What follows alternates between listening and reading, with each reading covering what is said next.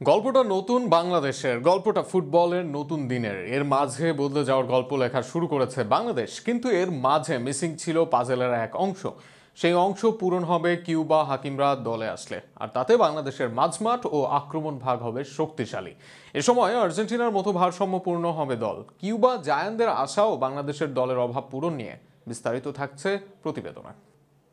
ভারত ম্যাচে আক্রমণের ধারহীনতা বাংলাদেশকে পুড়িয়েছে। সিঙ্গাপুর ম্যাচে ডিফেন্সের ভুলে পুড়েছে লাল সবুজের দল।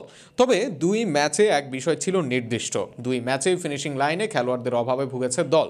ভারতের বিপক্ষে হামজা চৌধুরী ছিলেন, সিঙ্গাপুরের বিপক্ষে তার সঙ্গে দেখা গেছে সমিত সোম, ফাহমিদুল ইসলামকে। তাদের একসঙ্গে থাকায় খেলার মান বদলে গিয়েছিল বাংলাদেশ দলের।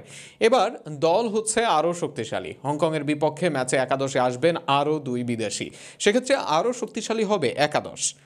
বিশেষ করে নম্বর 9 সমাধানে এবার জায়ান হাকিমের চোখ বাংলাদেশের। ইংল্যান্ডের সপ্তম টায়ারে খেলেন জায়ান, তবে জায়ানের সবচেয়ে শক্তির জায়গা তার ফিজিক্যালিটি। এই ফিজিক্যালিটির কারণে আর্লিং হ্যালান্ডরা বিশ্বখ্যাত। আর এশিয়ান ফুটবলে বেশ গুরুত্বপূর্ণ এই বিষয়টি। সেখানে স্কিল লিমিটেড হলেও শারীরিক দক্ষতা বেশি থাকলে পাওয়া যায় অনেক সুযোগ।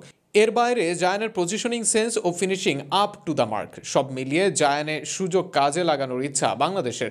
শেষ ম্যাচে রাকিব মেলে ধরতে পারেননি নিজেকে। এই পজিশনে চাইলে সামিতকে খেলাতে পারে বাংলাদেশ। আগের ম্যাচে মাঝমাঠে অবশ্য টনি ক্রুজ রূপে হাজির হয়েছেন সামিত, তবে রাইট উইংয়ে পূর্বে খেলার অভিজ্ঞতা আছে তার। সামিতের গতি আছে, পাসিং স্কিল দারুণ। এর বাইরে খুব সহজে আক্রমণ ভাগের খেলোয়াড়দের সঙ্গে কাট ইন করতে পারেন। সেখানে জায়ানের সঙ্গে ভালো বন্ধন তৈরি করতে পারবেন তিনি মাঠে। অপরদিকে রাইটে সমিত খেললে লেফটে খেলবেন ফাহমিদুল। তারও আছে গতি ও স্কিল, বিশেষ করে কাট ইন করতে ও পাস বুঝতে বেশ পারদর্শী তিনি।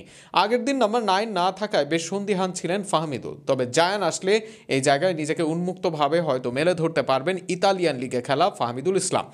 আর মাঝমাঠে সমিতের রোলে দেখা যেতে পারে কিউবা মিচেলকে। সান্ডারল্যান্ড দলের নম্বর 10 কিউবা, মাঝমাঠ অপারেট করেন তিনি। Creative midfielder Cuba. এর বাইরে মাঝমাঠে তার থাকা মাঝমাঠকে করবে আরও সচল। সেক্ষেত্রে হামজা কাজেমদের সঙ্গে নিয়ে মাঝমাঠে দেখা যেতে পারে কিউবাকে। সব মিলিয়ে এই দলের মাঝমাঠ ও আক্রমণ যেন মনে করিয়ে দিচ্ছে মাঠের আর্জেন্টিনা দলকে। এবার একসঙ্গে জ্বলে ওঠার পালা, সাথে ডাগ আউটে একজন স্ক্যালোনি হওয়ার পালা। আর সেটা করতে পারলে দেশের ফুটবলের দৃশ্যমান উন্নতি দেখা যাওয়া অসম্ভব নয়।